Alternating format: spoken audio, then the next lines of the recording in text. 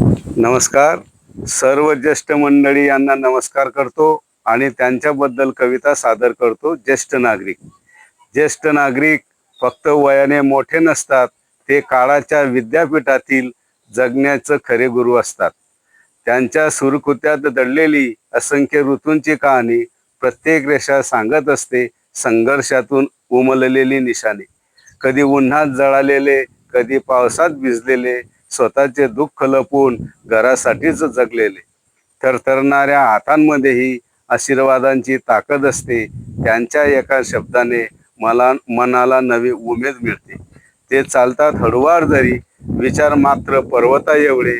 त्यांच्या अनुभवासमोर मोठमोठे ग्रंथही थिटे पडते. घरात त्यांचा वावर म्हणजे शांततेचा गंध दडवडतो. त्यांच्या हास्याच्या किरणांनी प्रत्येक कोपरा उजळतो. ज्येष्ठांचा सन्मान करा, ही संस्कृतीची शान. त्यांच्या चरणी वागते स्वतः काळाचाही मान. ज्येष्ठ नागरिक म्हणजे देवाने दिलेला आशीर्वाद खास. ज्येष्ठ नागरिक म्हणजे देवाने दिलेला आशीर्वाद खास. त्यांच्या छायेत जगणं म्हणजे जीवनाला लाभलेला सुवर्णश्वास. त्यांच्या छायेत जगणं म्हणजे जीवनाला लाभलेला सुवर्णश्वास. धन्यवाद. कविता आवडल्यास सबस्क्राईब करा, लाईक करा व इतरांना शेअर करा ही विनंती.